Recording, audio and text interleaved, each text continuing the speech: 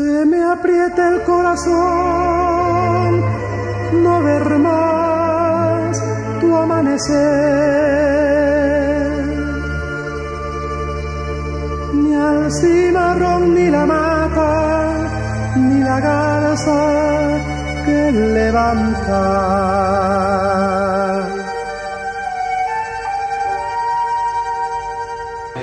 Con el cabresto te dejo amarrado mis amores. Estaban tras el telón de fondo de ese hecho. Intelectuales muy importantes, casi todo el empresariado, casi todos los dueños de medios de comunicación. En el momento del golpe del 4 de febrero se había incluido ya la Asamblea Constituyente. Solo que en el anteproyecto de la Comisión Caldera, llamada así porque él era Rafael Caldera, el coordinador de la comisión, la Constituyente tenía un papel, uno, único y determinado: discutir, aprobar y someter al referéndum en el lapso no mayor de un año, contada a partir del momento en que se establece la Constituyente, un proyecto de Constitución. Nada más. Nada más. Mientras que la Constitución del 91, a la Asamblea Constituyente se la considera una suerte de organismo supraconstitucional. En ese primer periodo, el chavismo cuenta con fondos petroleros prácticamente inagotables. A lo largo de los años de vida y de gobierno de Chávez, tuvo más o menos 20 veces más dinero petrolero que todo el que había obtenido la República hasta 1998. Y bueno, con ese dinero compró clientela, compró apoyo, creó el sistema bolivariano en el país, ayudó a Cuba, a Nicaragua, en fin, esa es una historia más o menos conocida. Pero lo importante de conocer o de recordar es que nunca nadie como Chávez llegó a contar con tantos fondos petroleros a un precio muy alto, cosa que después se vino abajo, pero en ese primer periodo fue de esa manera, y eso ayudó enormemente a que el chavismo estableciera todo el sistema hegemónico, la anulación de la separación de poderes, de la democracia liberal, incluso de la República Civil a lo largo de esos años. Permitiría la reelección, sin límite al presidente en funciones, a los gobernadores en funciones, a los presidentes de ayuntamientos en funciones, sin límite. Ese referendo lo perdió. Lo perdió por un porcentaje que recuerdo relativamente, 57 a 41. Chávez luego se vale de una argucia y lo que hace es que toma la ley orgánica de los procesos electorales y en la ley orgánica introduce aquello que le había negado el país en el intento de reforma de la Constitución. Es decir, hay ahí un acto de pillería política que pocas veces se suele recordar y cobrar a Chávez. Aplicó el método mexicano. Jalisco nunca pierde y cuando pierde arrebata. Eso es lo que es. Comienza la lenta caída del petróleo, el chavismo comienza a perder capacidad de clientelizar su poder político, comienza a tener problemas con la fijación de sus alianzas internacionales, particularmente las latinoamericanas, que eran las que le interesaba o a las que se dedicó de manera especial. Y justo es al cierre de esa etapa, cuando esa etapa comienza a cerrarse, cuando se produce un conjunto de hechos electorales que son, primero, el intento de convocar un referendo revocatorio contra la presidencia de Chávez. El proceso establecido fue cumplido rigurosamente, El Consejo Nacional Electoral acompañó ese proceso hasta el final y un buen día apareció un juez penal del tercer circuito de Maturín, que bueno, lo conocerá su tía, y él decidió abocarse porque había la comisión de un delito penal en la presunción de que las firmas que se habían obtenido eran falsificadas. ¿Qué ocurrió? El juicio se detuvo en la decisión de ese juez, no avanzó nada más, violando todos los principios del debido proceso, y ahí sigue, ni siquiera sé yo si ese juez aún vive. Electoral, para que se active entonces el proceso del referendo revocatorio que había sido anulado anteriormente, y desde luego no le hacen caso.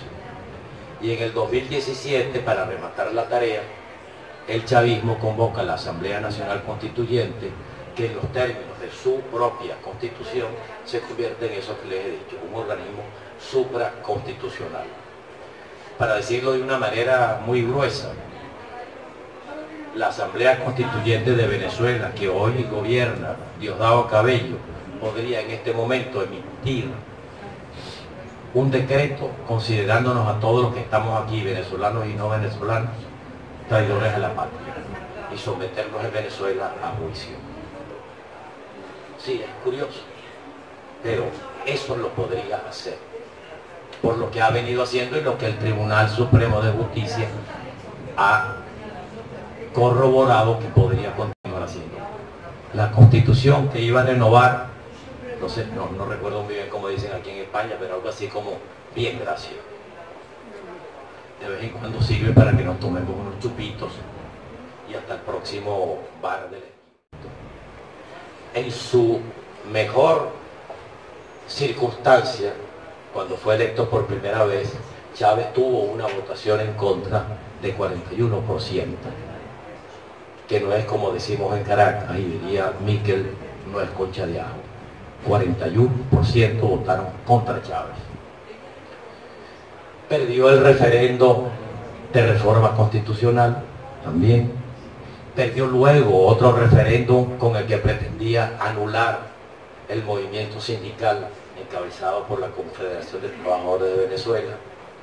Si no es verdad que ha ganado todas las elecciones, independientemente de que las que haya ganado las haya hecho en buena lid o no. El chavismo ha tenido una fuerte resistencia desde el comienzo, y una resistencia que tiene un rasgo importante, más que una resistencia de partidos, que también lo es una resistencia de movimientos cívicos y ciudadanos, sindicatos, gremios, ONG o asociaciones variadas, movimiento estudiantil, las universidades. Los partidos han venido cumpliendo el papel de convertirse en algo así como el liderazgo político visible. Se ha creado la Federación Nacional de Centros Estudiantiles, se han creado sindicatos y gremios nacionales, la Iglesia Católica ha tenido una posición también constantemente contraria a Maduro, lo cual se ha ratificado con el informe Bachelet. El informe Bachelet inaugura una nueva etapa a mediados de este año. ¿Por qué el gobierno invita a Bachelet a ir al país y a levantar un informe? Si hasta ese momento, ante las reiteradas peticiones, primero de la oposición y después de la propia comisionaduría de la Bachelet, no se había autorizado esa visita. Ahí actuaron dos factores. Uno,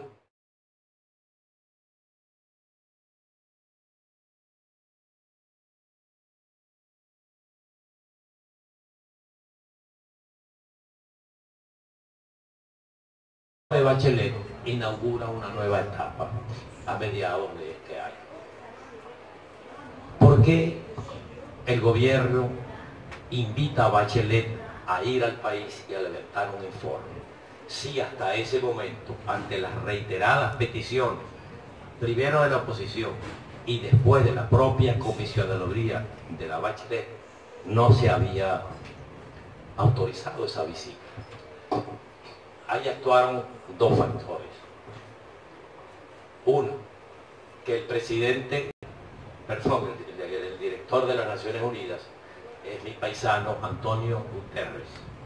Antonio Guterres no solamente fue líder y secretario general de los socialistas portugueses y tiempo, sino que además fue un valedor de Chávez y del chavismo. Comprendía el chavismo, que claro, ahí había tanto ladrón, tanta miseria, tanta desigualdad, que cómo no lo vamos a comprender. Y un poco por ahí iba también Mario Suárez, también del Partido Socialista. Esa posición ahora, incluso en este gobierno de Portugal, donde están incorporados los comunistas, ha cambiado. Portugal es uno de los que no reconoce y lo hace de una manera muy intensa. Entonces, Guterres habla con Guterres, Guterres habla con Bachelet y Guterres les dice, mire, yo les garantizo que Michelle Bachelet va a ser objetiva, va a ser cautelosa, no se va a repetir en los términos en los que ustedes me están hablando nada que tenga que ver con descalificación, desautorización del gobierno. Pueden estar tranquilos.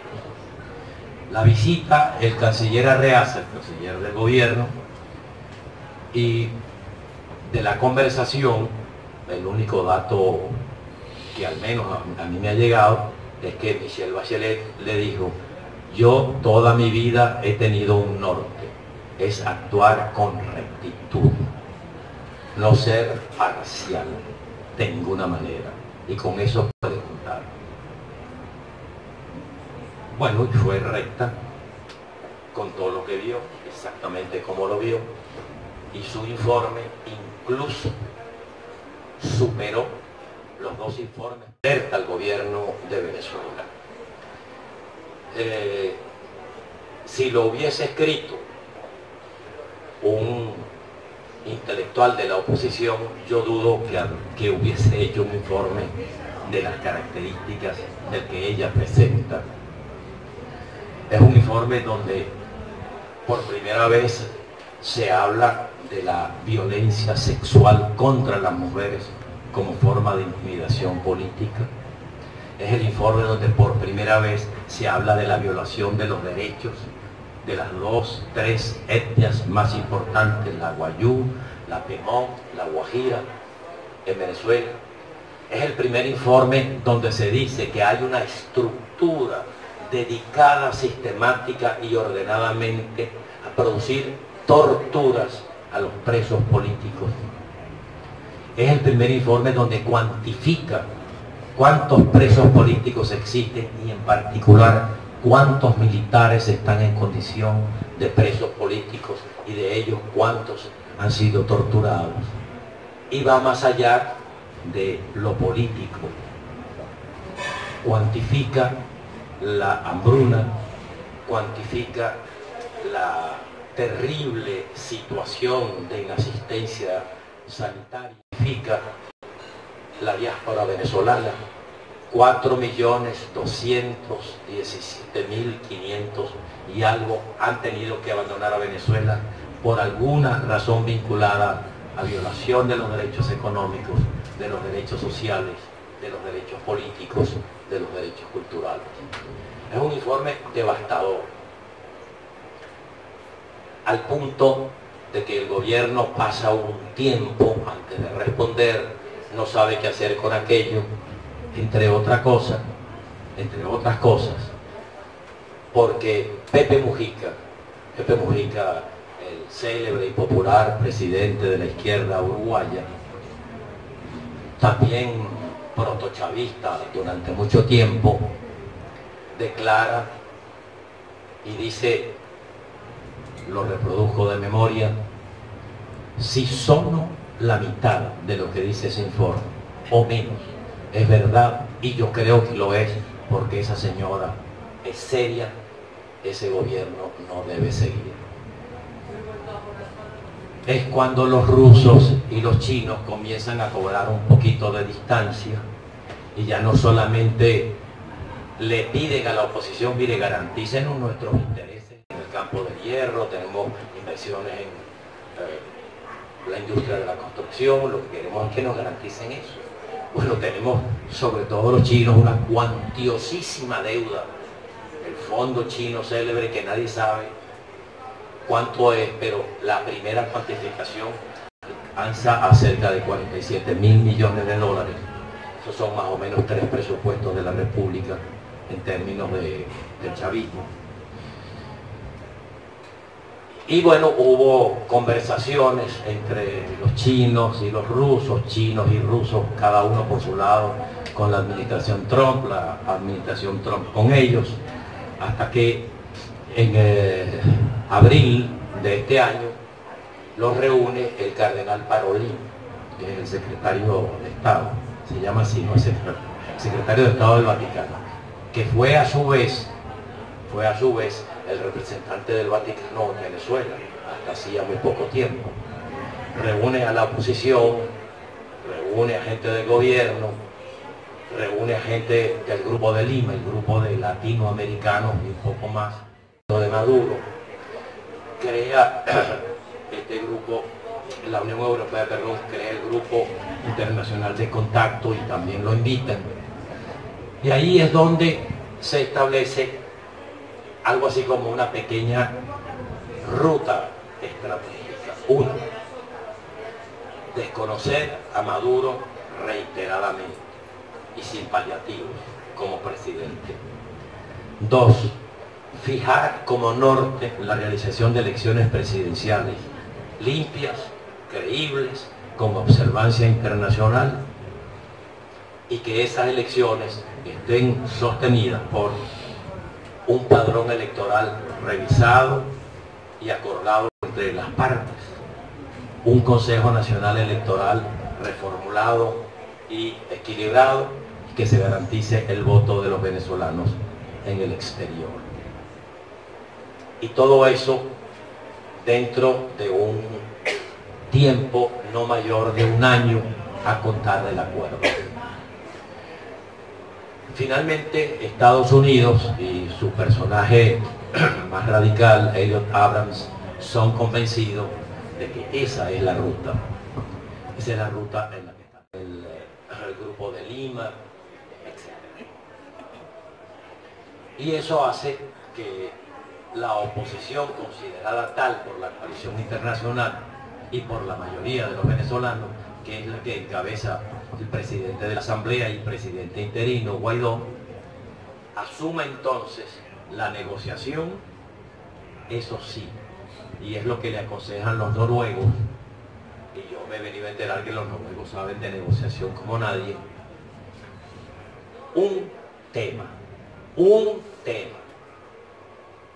no se bifurquen en 2, 3 temas, y luego puede haber subtemas, pero dominados por el tema central. El tema es electoral, el subtema es realización de elecciones, y para eso nuevo CNE, nuevo padrón, votación en el exterior, y nuestra ayuda, aparte de legitimar internacionalmente eso, es que las sanciones van a continuar y cada vez van a ser más duras. Eso, esto último, es lo que explica a venir a negociar. El gobierno, perdida la fuente petrolera, el petróleo hoy, para que ustedes se den una idea, hoy está produciendo el 10% de lo que se producía a la llegada de Chávez. Además, en unos dólares que en términos de la economía venezolana son dólares incluso desvalorizados. El gobierno ha intentado en paralelo reducir el gasto público, reducir el contrabando de gasolina,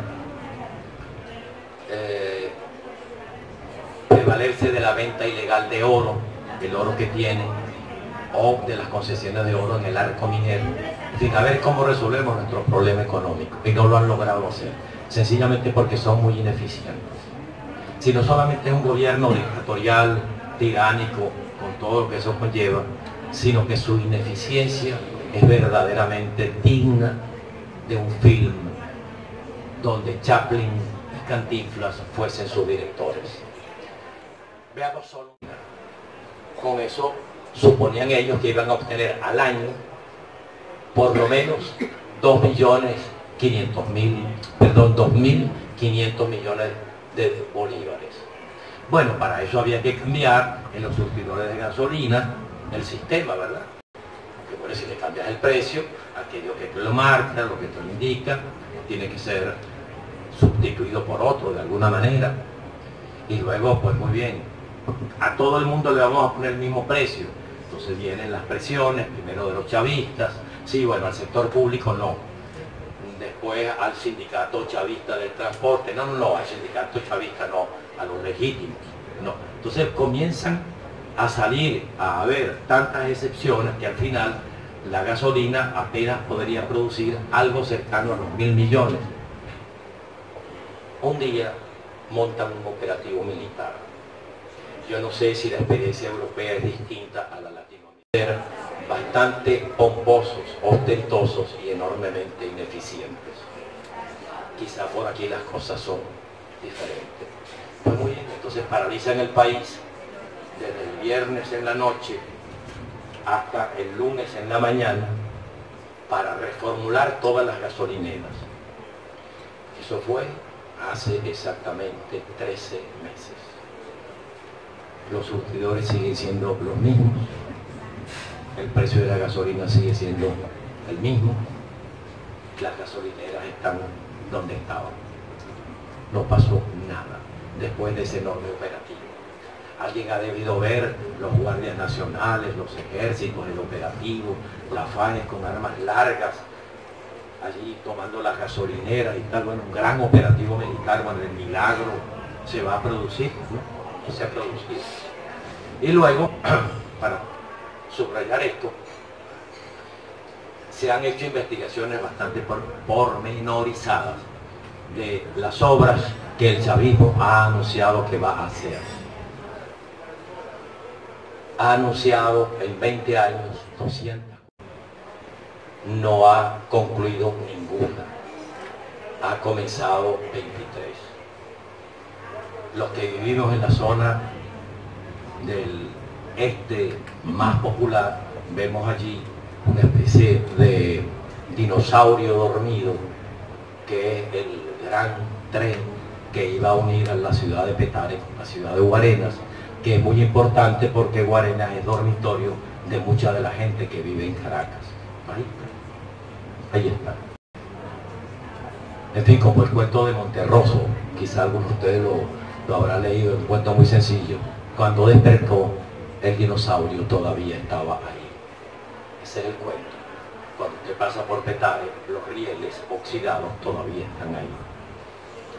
Entonces la caída del chavismo no tiene solamente que ver con lo ideológico, lo político, sino que tiene que ver con los efectos sociales y económicos de su gestión. Han golpeado a los sectores populares. En las encuestas que se hicieron en Venezuela por allá por 1999, el segmento E, que según los encuestadores son los pobres, era favorable al chavismo 87 a 3%. El resto no sabe, no contesta, se tapa los oídos. Hoy el segmento E está en contra del chavismo en 69%. Y esto no habla solo de que la oposición ha hecho una política buena, exitosa, lo que habla es de el fracaso estrepitoso del gobierno, no solamente en el lado popular, sino también en el lado izquierdista de América Latina. En una reunión después del informe de Bachelet, dijo, según lo que me contaron, ese informe, compañeros, ha producido en el chavismo y en zonas del mundo militar y claramente en nuestro apoyo internacional, más allá del discurso político de unos y otros, lesiones irreversibles en la credibilidad del gobierno. Y este chavista, además de chavista, es militar en retiro, miembro de la Dirección Nacional del PSUV, y no me refiero a Diosdado Cabello, a otro militar. Esta situación ha afectado el mundo militar. El mundo militar está tan afectado, discúlpenme, solo para buscar el papelito, porque bueno, a mí me parece trágico y cómico al mismo tiempo. El mundo militar, sí es verdad, el mundo militar no se ha pronunciado a favor de Guaidó, contra Maduro, masivamente, permanentemente, es verdad. Y hay un problema a resolver en última instancia. Pero, en este año se han develado 5 conspiraciones militares. 5. La del 30 de abril no fue la última. En junio y a comienzos de julio hubo no exactamente un intento de golpe militar, pero sí subordinaciones militares en guarniciones de Valencia y que es de un estado del norte, centro del país, y en Maturín, que es de un estado del oriente alto de Venezuela. 5. Y eso no ha terminado, no ha terminado. El ejército no han tenido, afortunadamente, para el país en primer lugar y para ellos en segundo lugar, ninguna guerra. Pues miren a dónde ha llegado la cosa. Esta es la copia de un despacho, como llaman ellos, que envía el que todavía es ministro de la Defensa, Vladimir Padrino López. Este tipo, ¿no? Esto es lo que dice, miren compañeros de armas, aquí hay un problema, se está relajando la disciplina, el orden, el respeto, y eso hay que ponerle remedio.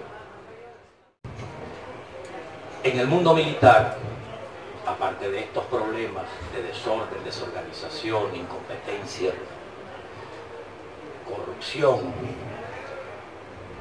desde el año de 1959, los montos, el dinero de la corrupción en el sector público, siempre los mayores han sido en el sector militar. Siempre. Y los que han cargado con el San Benito son los empresarios, los banqueros y sobre todo los políticos, que también desde luego. Pero los militares nunca se tocaron en ese aspecto, nunca. Yo lo sé porque yo durante un periodo tuve un cargo en la Contraloría General de la República, que es más o menos el Tribunal de Cuentas vuestro, y bueno, yo vi toda esa relación a lo largo de los años. Bien, lo otro es una guerra civil o una conflagración, aunque sea momentánea, entre ellos. Hay una ley de hierro no escrita, pero que todos cumplen. No nos enfrentamos unos con otros. El último enfrentamiento fue el de la última guerra civil, por allá, comienzo del siglo XX. Entre nosotros llegamos a acuerdos. Si no hay acuerdo, levantamos la mano. Si a alguno no le gusta, posponemos la decisión.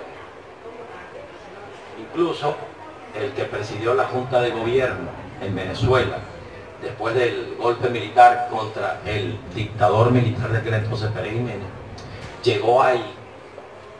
Por eso se reunieron todos los generales, todo el alto mando en el salón de la escuela militar, y bueno, entonces vamos a escoger al general de más antigüedad, de más no sé qué, de más no sé cuánto. Entonces leen la lista. No, a mí no me gusta ese general. Y el otro no, el otro tampoco. En un momento entra el vicealmirante Wolfgang Larrazábal, cuyo único papel en el mundo militar era cuidar a Pérez Jiménez. Se vieron que entró vicealmirante, está dispuesto a presidir la Junta Cívico-Militar. Y Wolfgang Larrazábal se asombra y dice, bueno, si ustedes quieren. Y cuando llaman a la mamá, Wolfgang Larrazábal, que tenía un hermano, Carlos Larrazábal, que tenía su mismo grado militar, le dicen a la mamá, oye, tu hijo acaba de ser nombrado presidente. Ah, yo sabía que Carlos alguna vez iba a llegar. Sí. Wolfgang Larrazábal no estaba en ninguna quiniela.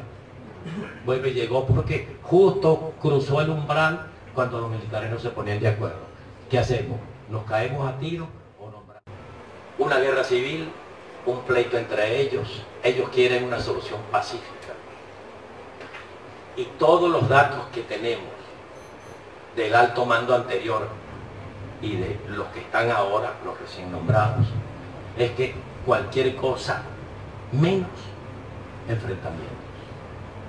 Y una de las razones por las que Maduro ha admitido, aceptado que se negocie un cronograma electoral en Oslo, después en Estocolmo y ahora en Bridgetown, en Barbados, es porque los militares le dicen, mire, eso, o aquí nosotros no le podemos garantizar absolutamente nada.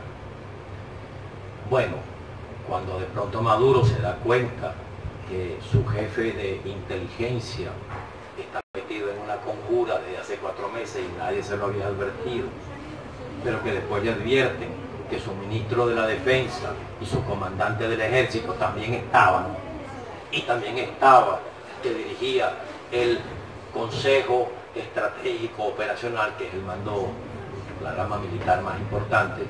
Bueno, el tipo se atemoriza y dice, pues nada, tenemos que ceder o hacer como si cediéramos la negociación o las negociaciones que estamos viendo. E igual presión desde el lado militar, desde el lado de la comunidad internacional y desde luego desde una buena parte de la coalición que apoya política, que apoya a Maduro, perdón, a Guaidó, también recibe Juan Guaidó. Ellos llevaron para la reunión de Barbados una guía de 6 puntos.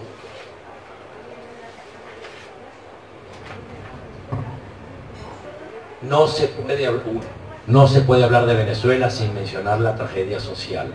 Un país destruido como si hubiera ocurrido una guerra. Cualquier diálogo y negociación tiene que producirse con ese contexto como referencia, es decir, la tragedia humanitaria. 2. En ese escenario se mantiene un gobierno tiránico al que poco le importa el sufrimiento del pueblo. Esa es la clave del reciente informe de Bachelet. 3. A pesar de que ninguna de las partes, como decía uno cuando daba literatura, atención a este párrafo, a pesar de que ninguna de las partes tiene hoy la posibilidad de someter a la otra, por primera vez la fuerza de la oposición está por encima del gobierno. Más apoyo popular, más apoyo internacional, conflictividad generalizada en el país, social, económico y político, responsabilidad del gobierno en la crisis generalizada, que ha provocado además crisis humanitaria, que hace imposible la estabilidad y la gobernabilidad nacional, internacional, y la crisis que convierte en ingobernable al país. Se abre la posibilidad de un acuerdo. Se abre la posibilidad de un acuerdo. Todos presionan por un acuerdo. Ahora incluso China y Rusia reclaman una salida negociada. Esa salida no es otra, no puede ser otra que la realización de elecciones presidenciales justas y libres. Esta es la única salida, la última oportunidad para comenzar la recuperación de la democracia, la reconciliación y una gobernabilidad y paz perdurable para dar paso a la reconstrucción económica, social e institucional, que se ha discutido hasta ayer en Barbados. Bueno, primero, que va a continuar la mesa de negociación. Segundo, aceptaron la propuesta del mediador noruego, coordina a los mediadores o intermediadores noruegos, la aceptaron. Nuestro tema es realizar elecciones. Lo primero, fijar un cronograma. Lo segundo, ponernos de acuerdo en un organismo electoral confiable para las partes. Lo tercero, revisar el padrón electoral. Y lo cuarto, fijar la fecha. Lo otro que piden es que cesen las sanciones internacionales económicas. Es decir, que el gobierno pueda volver a tener acceso, bueno, a los fondos, que es a los que no tiene ahora acceso. Y junto con el cese de las sanciones y que fluye el dinero hacia el gobierno, pueda entonces establecerse una discusión acerca de primero asamblea o primero presidencial. Mismos chavistas o electores chavistas, para ellos el peor candidato es Maduro. Y de ahí sí es verdad que no se ha bajado, que se sepa hasta ahora Maduro, él quiere ser candidato. Muy bien, eso es lo primero. Lo segundo es que la oposición se va a dividir, presidente. Esos tipos no van a presentar un candidato único. Aquí va a haber un candidato del movimiento de Guaidó, que a lo mejor es Guaidó. Va a haber un candidato del movimiento de Henry Falcón, que a lo mejor es Henry Falcón. Va a haber de nuevo el pastor aquel que fue candidato en mayo y se va a volver a ser candidato. Y nosotros podemos provocar otras candidaturas. Es decir, si tenemos dinero, podemos comprarnos a unos tipos para que sean candidatos a nombre de la oposición. Y el tercer elemento que ellos le dan a Maduro es: y no sea usted candidato. Entonces se habla de Héctor Rodríguez, que actualmente es gobernador del estado Miranda. Héctor Rodríguez ganó en buenas lid la gobernación en las últimas elecciones contra un candidato de la oposición, salvo que la oposición vaya dividida. No digo la oposición que está con Guaidó, sino la que hoy no está con Guaidó, que hay 3 o 4 tendencias, la de María Corina Machado, la de Henry Falcón y otros, ¿no? Si no va junta, si presenta candidatos y si la campaña electoral se convierte en una batalla entre opositores, bueno, allí los chavistas podrían tener. Y sobre todo si la campaña del chavismo es una campaña light. Vamos a restituir la democracia, vamos a reprivatizar las empresas que han sido privatizadas. Sí, PDVSA es una cosa horrible, vamos a volver a colocarla como la gran empresa. Bueno, este es el otro milagro que le atribuyen al chavismo.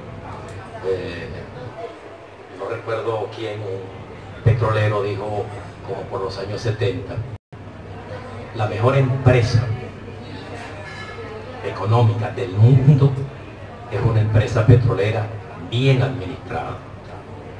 Y la segunda mejor empresa